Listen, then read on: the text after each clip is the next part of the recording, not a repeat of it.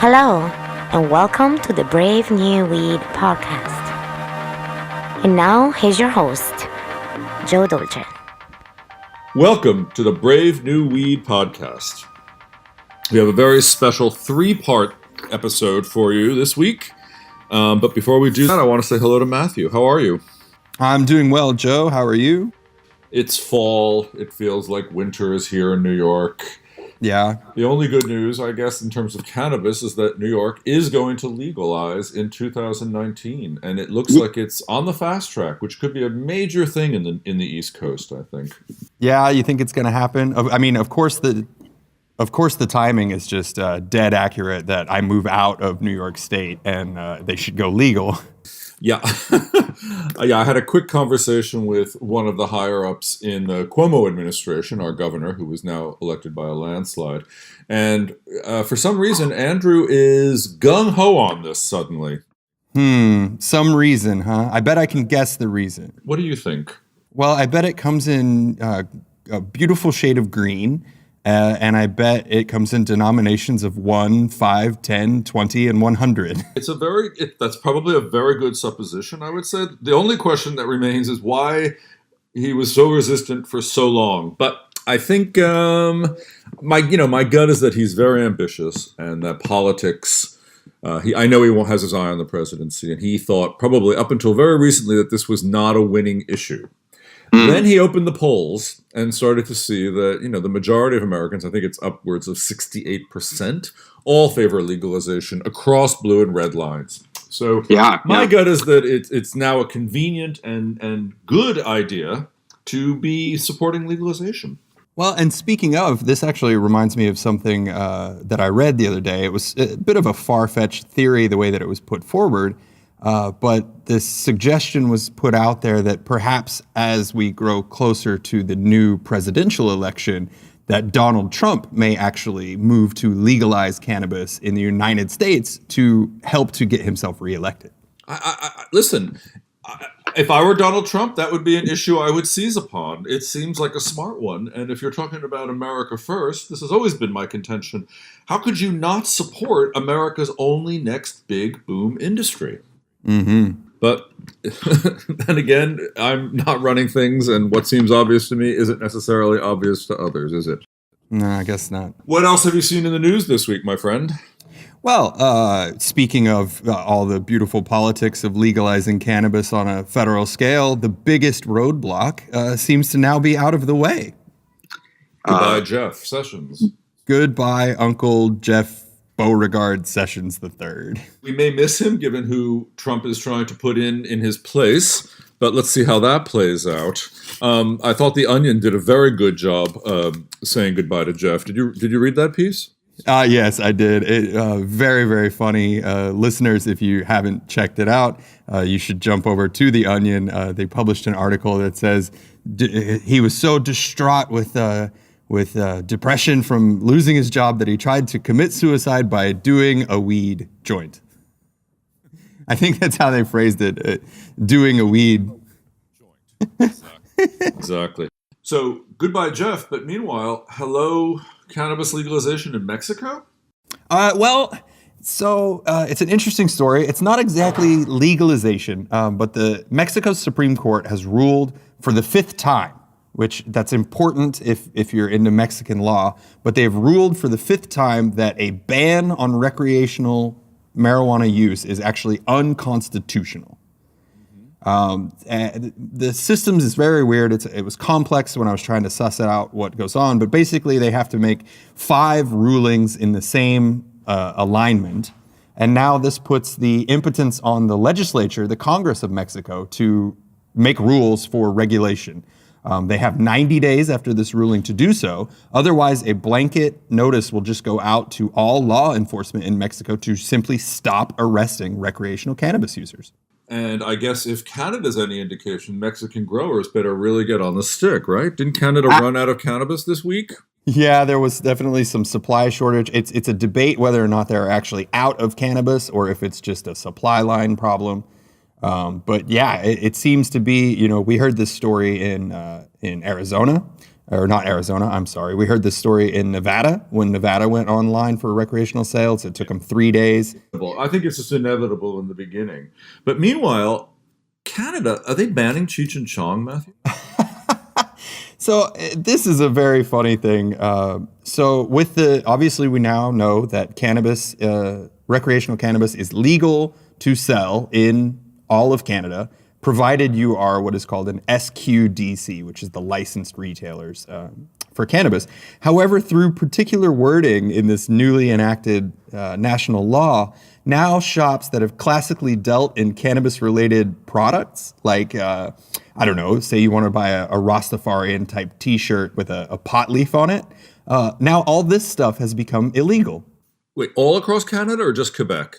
Well, this is specifically speaking of in Quebec, but it's an interesting wording in the law, and I'll read the segment to you that clarifies. So the Quebec law says, no name, logo, distinguishing guise, design, image, or slogan that is not directly associated with cannabis, a brand of cannabis, the SQDC, or a cannabis producer may be used on a facility, vehicle, poster, or an object that is not cannabis, but that could imply an indirect link.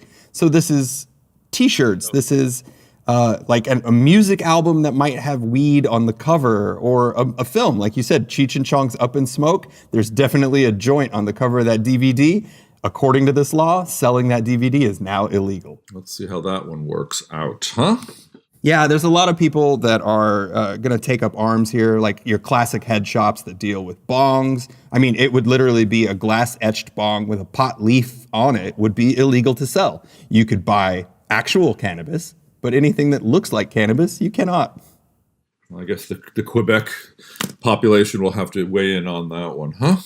Yeah, I think the big takeaway, though, is that as legalization comes as a wave across all places, especially in America, we're going to have to be really careful about this type of unintended consequence. You have entire people whose livelihoods are not even associated with cannabis, just cannabis lifestyle, who are now potentially facing being put out of business by an unintended consequence of the law. So I think we have to be really careful. It's not unlike the brown bag law in New York, though, which makes it illegal to carry a bottle of beer around in public unless it's in a brown bag. I mean, it's sort of a silly law, but in a way, it's aimed at trying to dissuade youth and trying to dissuade public consumption of alcohol, which is probably a pretty good idea at the end of the day. Yeah, I agree. It also does great strides for sort of normalizing the culture, right? So these things that would be blazoned with cannabis leaves and stickers for your car that look like joints and things like that are classically associated with the stereotype of a pothead. And I think that, maybe we can be a little bit more sophisticated ourselves. I'm, not knocking on anybody who's into that type of thing. Sure, do you. But I definitely think that it has also the potential to shift a bit away from the stereotypes. We will see.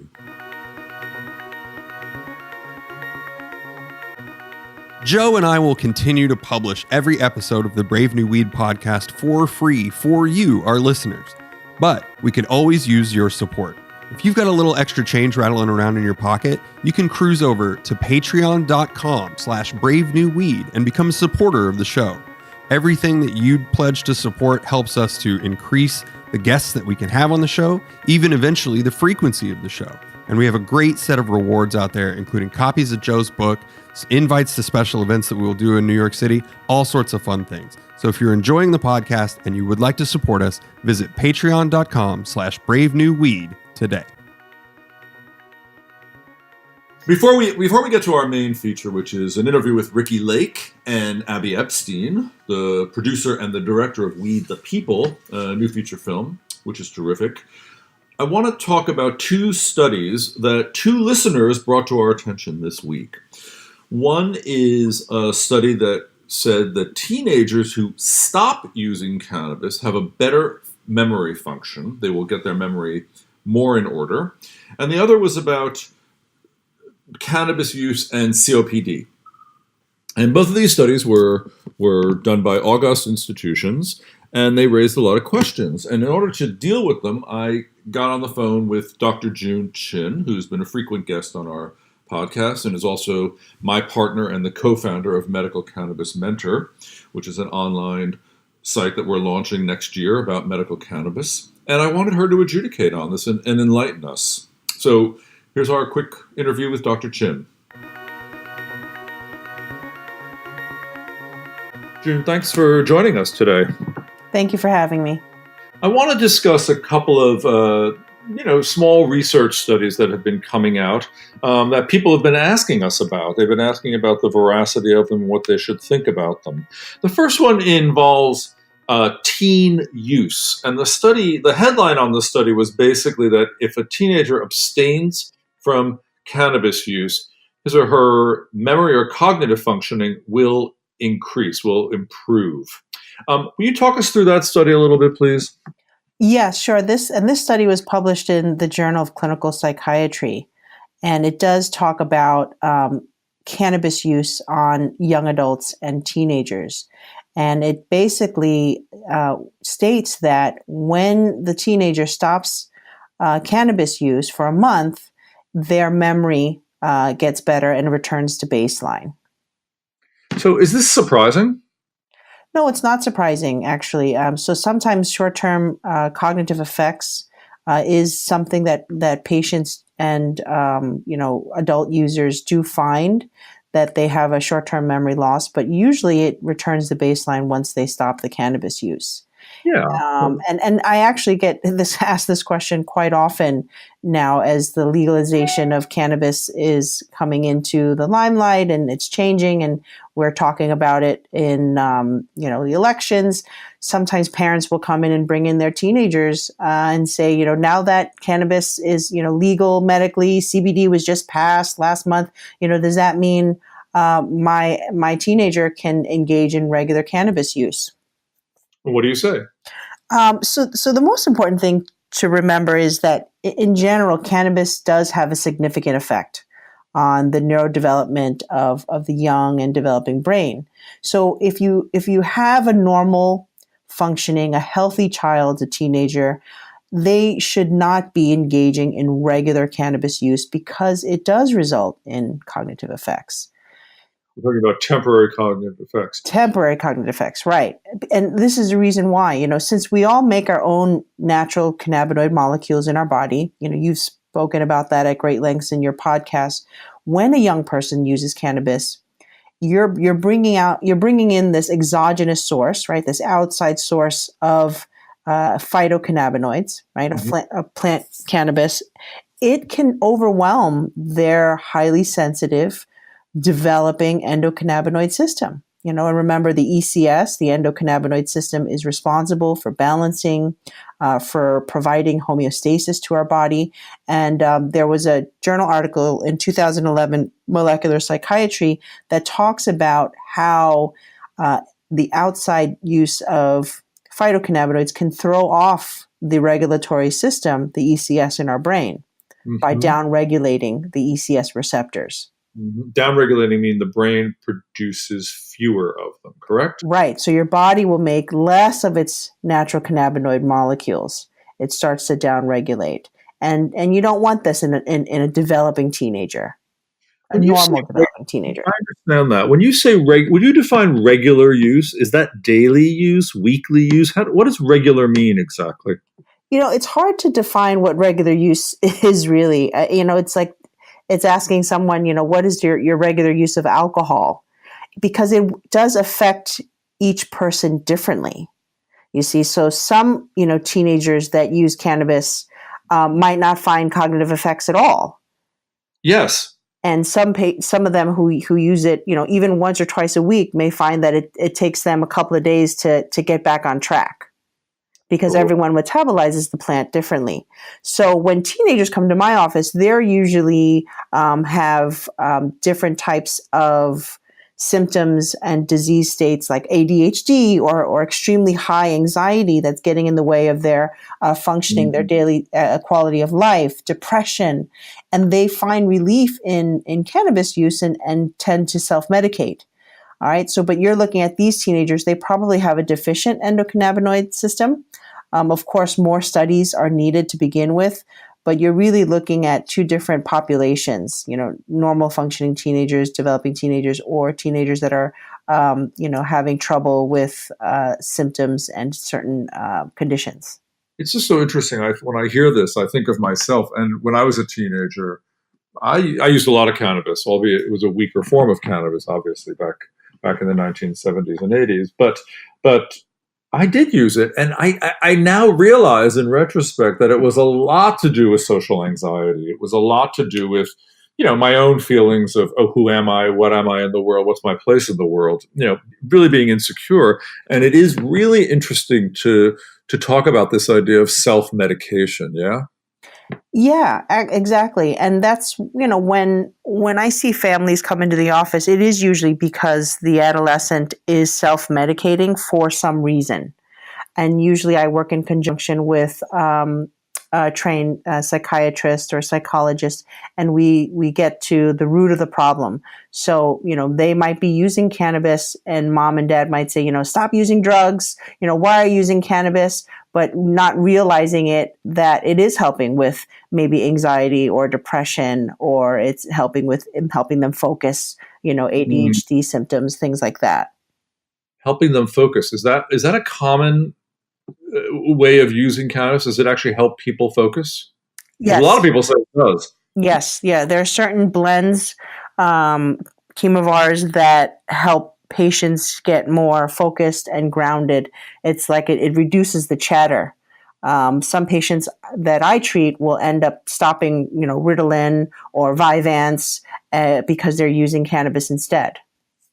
Pretty amazing. Mm-hmm. I have the exact opposite effect when I use it. There's nothing focused about me. Well, see, that's the thing. It affects everyone differently. So we don't know what regular use means. We don't know, what it means to a teenager who's using it regularly or not regularly. That's why working with someone that's trained is key, especially for underage.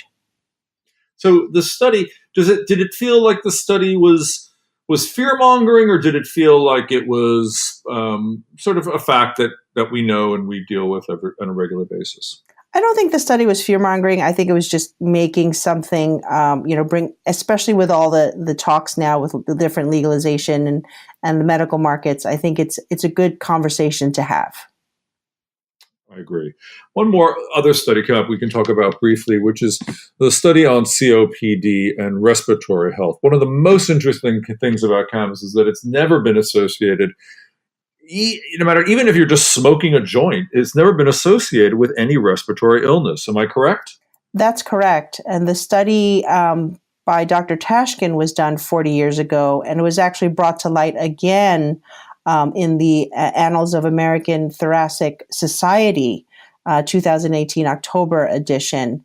And they were basically piggybacking on Tashkin's study 4 years ago. And although this recent study was only 16 adults that they tested with advanced COPD to see if inhaled vaporized cannabis made a difference in their disease state, a small study, but it's actually significant because there was zero effect on breathlessness with these COPD patients. Zero effect. Zero effect. I mean, one of Tashkin's theories, I don't think he ever proved it, was that it opens the air passages. It opens the part of the lungs that actually it takes in air. Has there been any evidence of this going forward? There really has not been enough long-term or clinically, meaningful studies, taking a look at what it does to the alveoli, what does it do to the smooth muscles? Does it relax it? But I think more studies will surface now that cannabis looks like it's going to really become full legalization. And is it that it somehow expands the alveoli? Am I saying it correctly? Yes, they think that's what it does. They think that it actually helps expand the alveoli, and actually that's why there's no difference in breathlessness for these COPD patients. So they think perhaps it enhances the airway function. I do have a few COPD patients actually here in my New York office that take CBD, THC regularly. They did not find their oxygenation levels change. They did not find their breathlessness or, increase breathlessness on exertion. They actually find that they feel less tightness in their chest, and they're able to do things a little bit more without feeling that exertional breathlessness. So interesting. When I was researching the history of cannabis, I can't remember what cultural group it was, but they used to throw cannabis onto a fire in a teepee or in a sweat lodge and sit and inhale it. And they noticed also that it had these same sort of they called it lung expanding effects. Interesting. So it is interesting. I mean, it's been used in these ways for thousands of years, for millennia, and we're sort of now scientifically getting the Western evidence that sort of proves what ancient civilizations have known for a long time. Mm-hmm. June, thanks so much for joining us on this today. We're going to try to have some regular sessions with you as we go forward so we can start exploring and understanding what exactly medical cannabis is and how to use it. Thanks again. Thank you.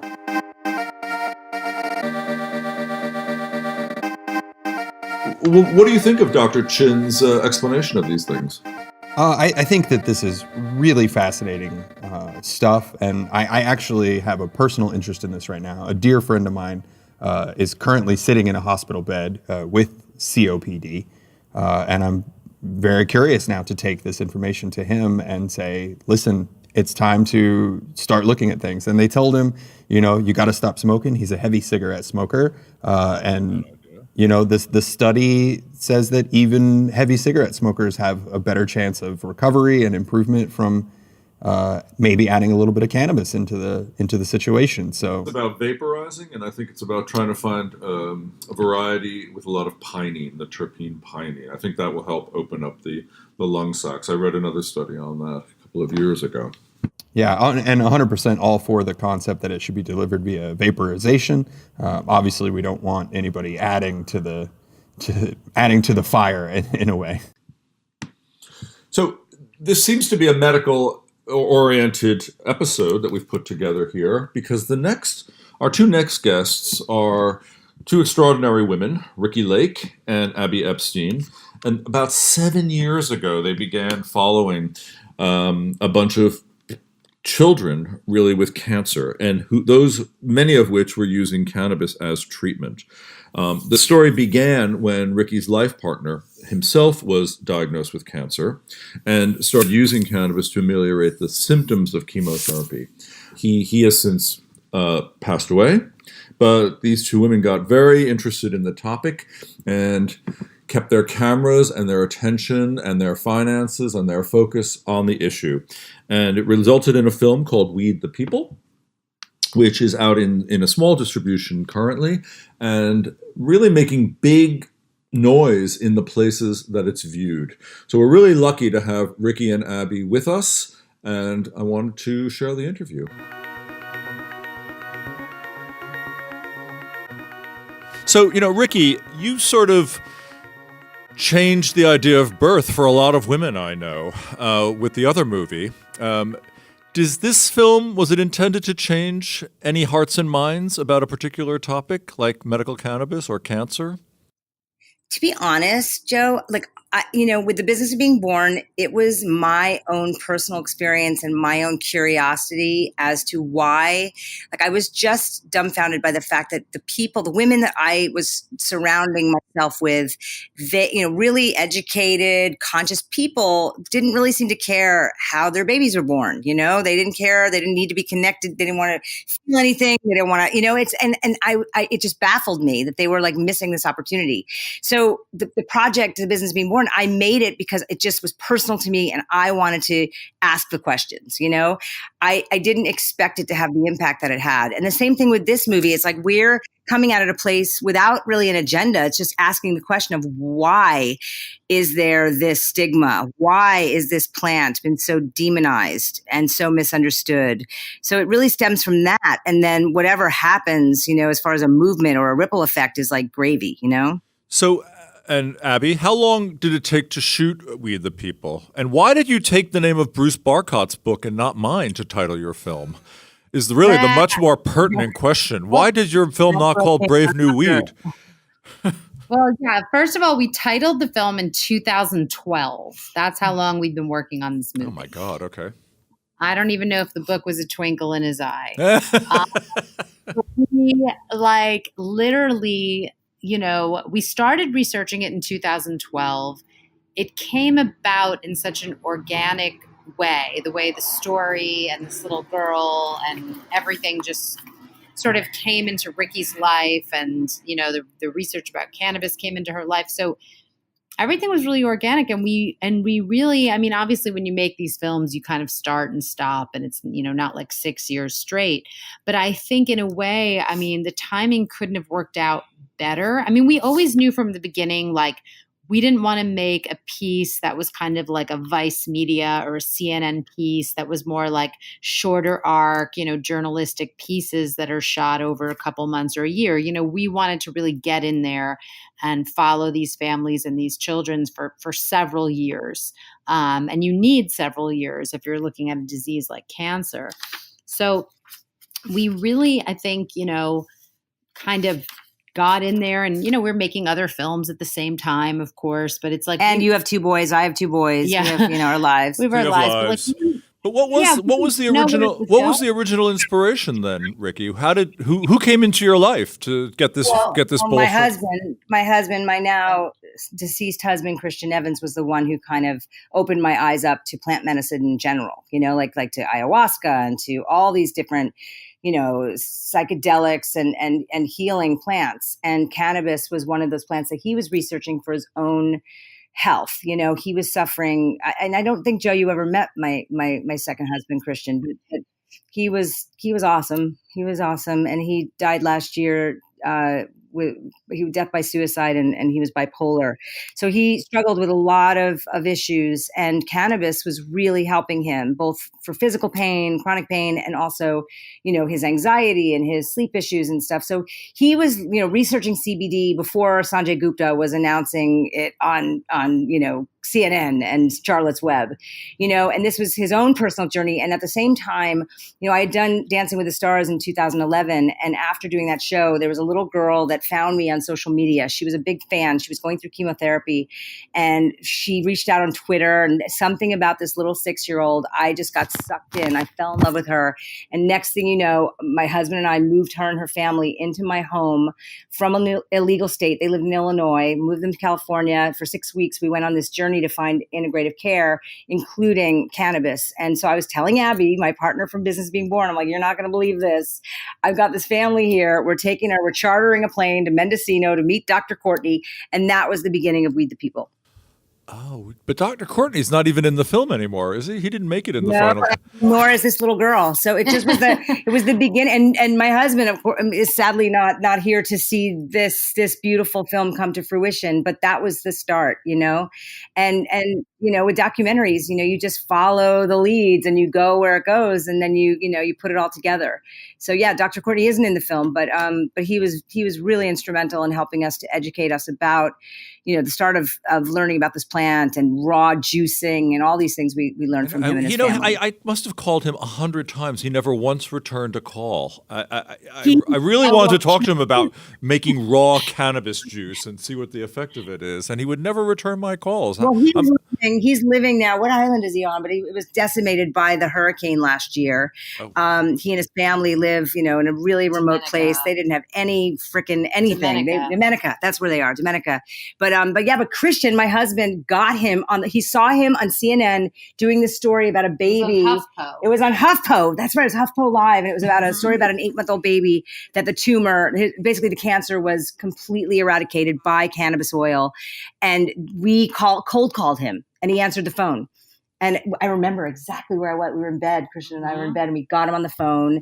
And maybe he knew I was, maybe he didn't. But he didn't know who I was. Oh, he didn't know who Ricki Lake was. Okay. I was going to say my phone. I should have changed my caller ID to say Ricki Lake. Maybe he would have picked up the phone once. It worked. I think we just got him in the right moment.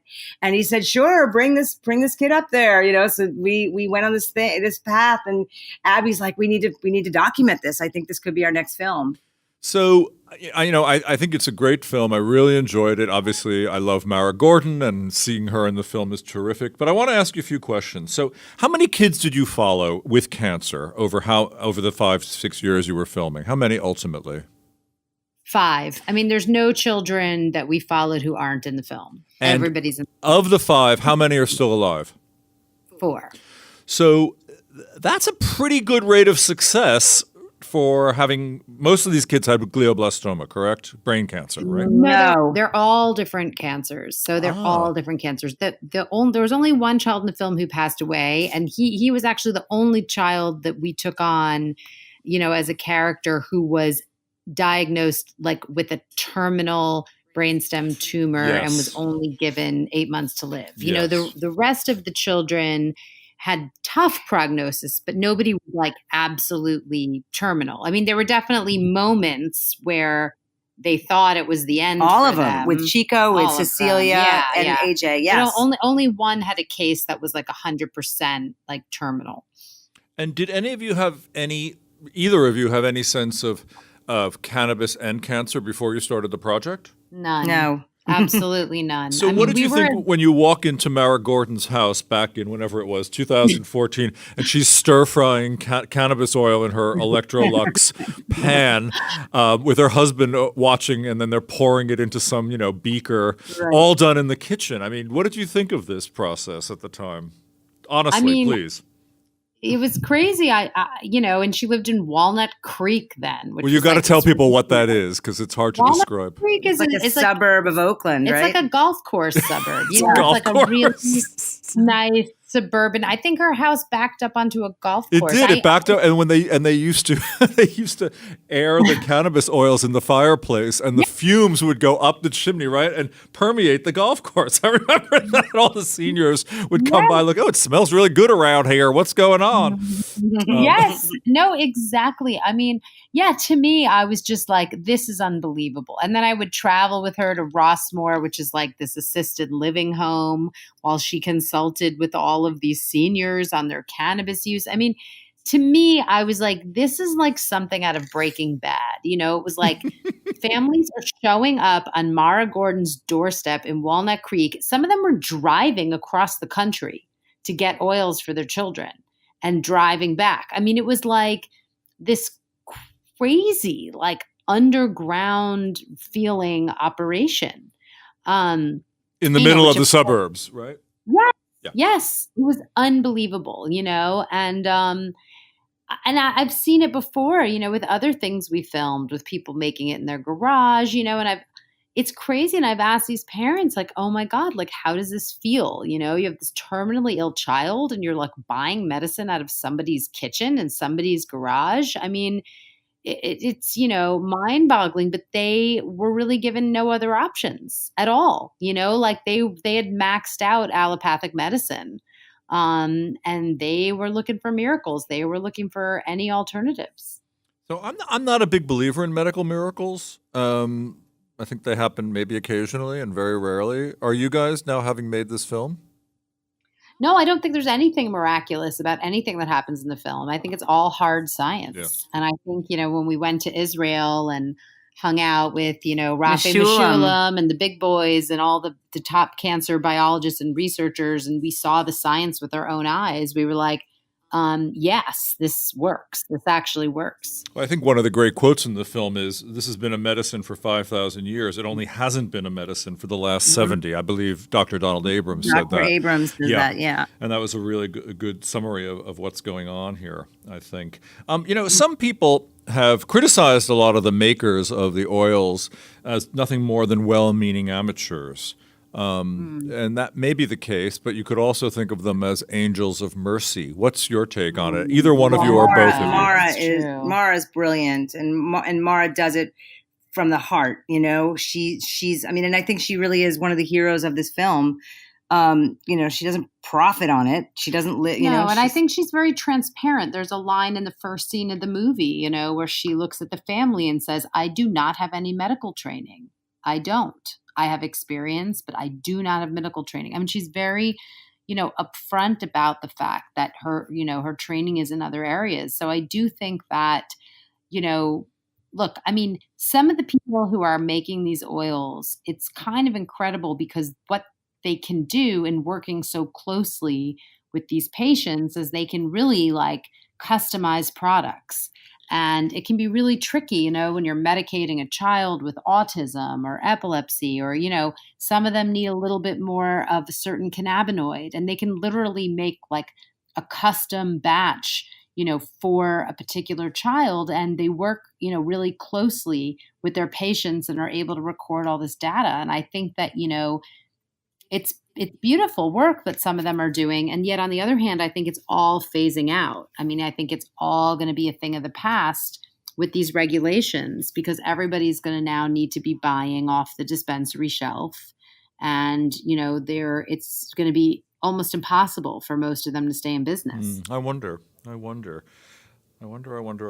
not really sure. It is that interesting idea of we're making medicine specifically for you.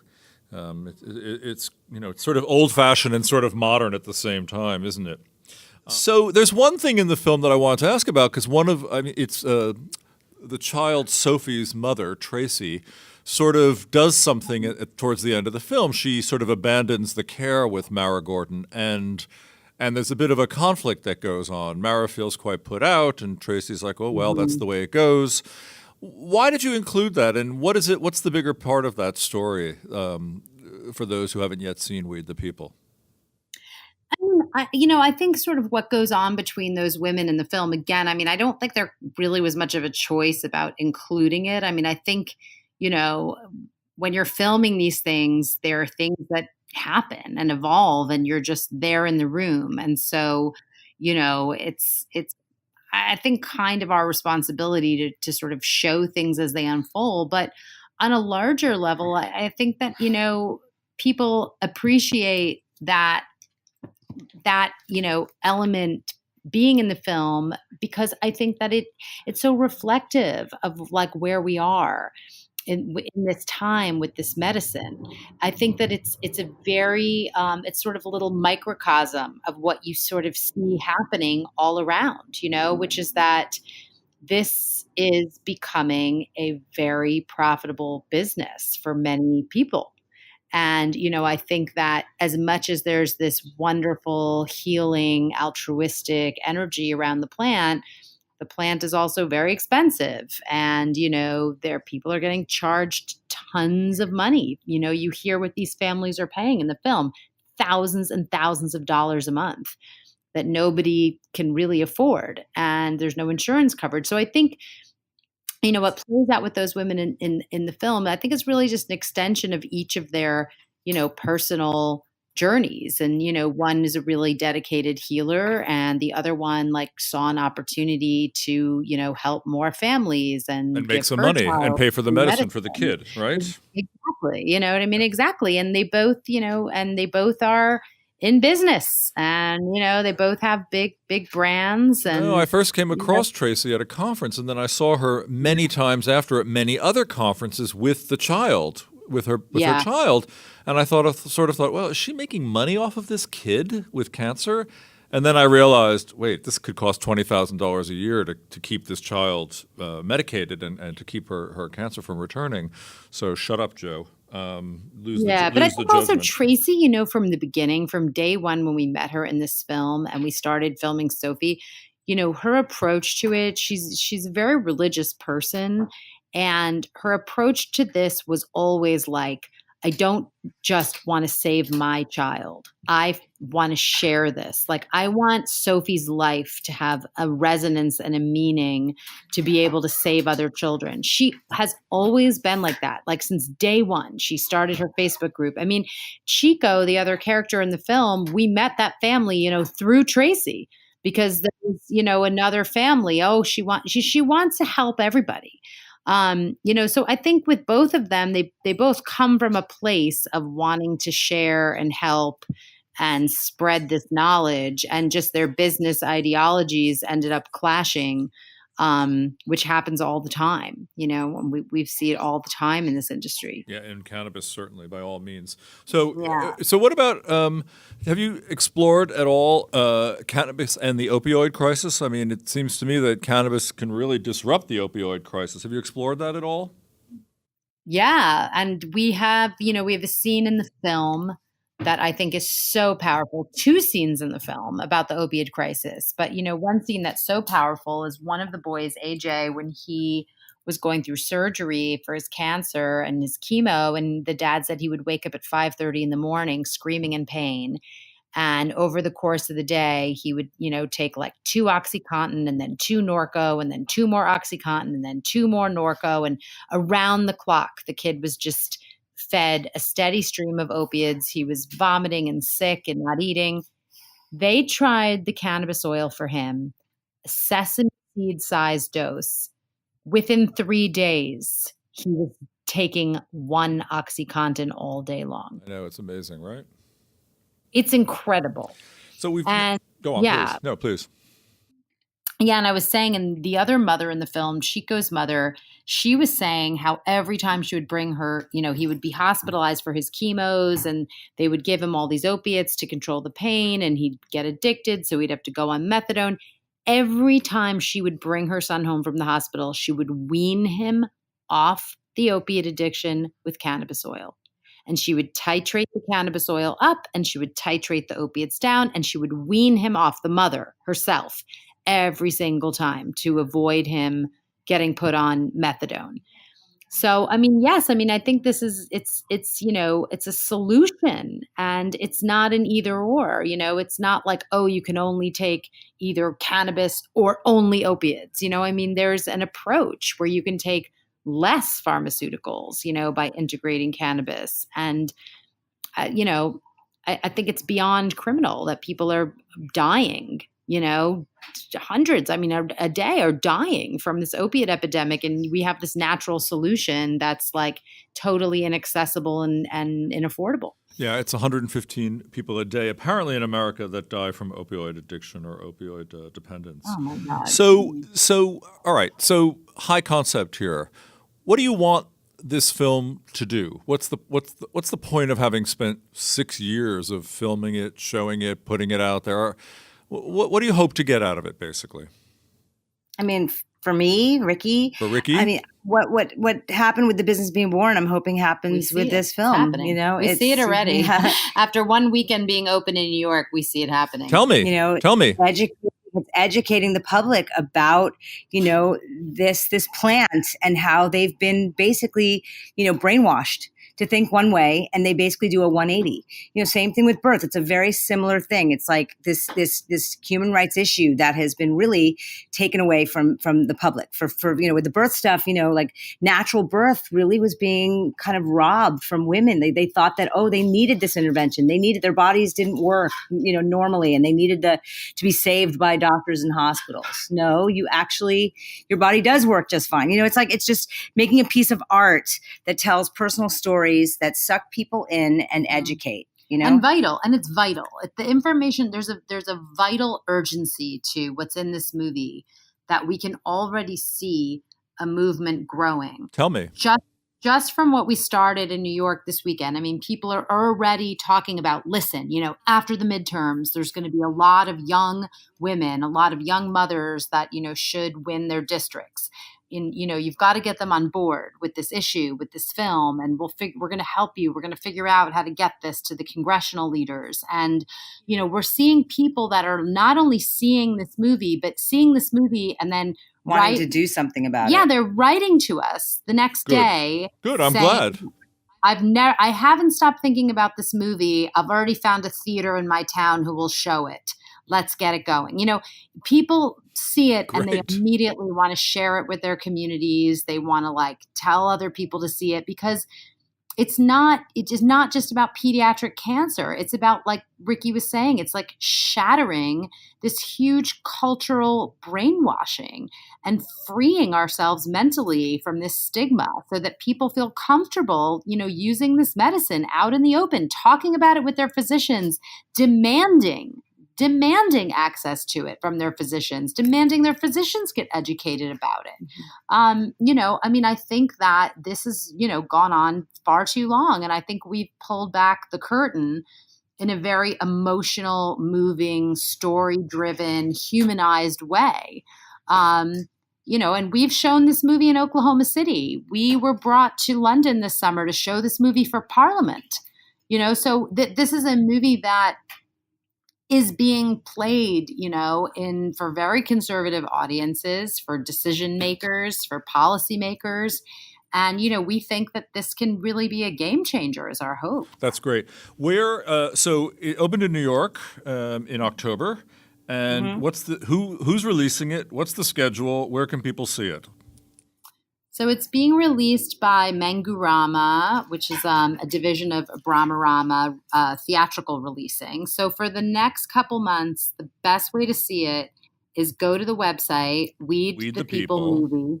Yeah, weedthepeoplemovie.com, and just click on screenings, and there'll be a list of all the cities that it's playing in. We're pretty much adding like one city a day. Great. A lot of them are like one night screenings. So, you just have to look and get there.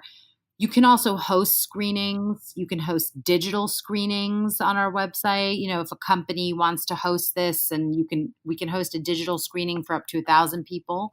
So it'll be kind of rolling out in theaters for the next couple months. And then 4/20, it'll be released on Netflix. On 4/20? Yeah. Excellent. That's great. I'm glad to know that. Again, it's weedthepeoplemovie.com, correct? Exactly. And if you have a one-sentence description, we don't want to say, this is a movie about kids with cancer. How do you describe what the film is? Let's take that Hollywood approach. I think we say this is a movie that portrays how access to cannabis is a human rights issue. It's really a movie about hope and healing and family. Great. Listen, thank you, Ricki Lake and Abby Epstein, for making the film and for joining us on the Brave New Weed podcast today. It's great to hear from you. My pleasure, Joe. Thank you. You can like and follow the Brave New Weed podcast on all the best social media platforms. Find us on Facebook at facebook.com/bravenewweed, or on Twitter @bravenewweed, or Instagram @bravenewweed.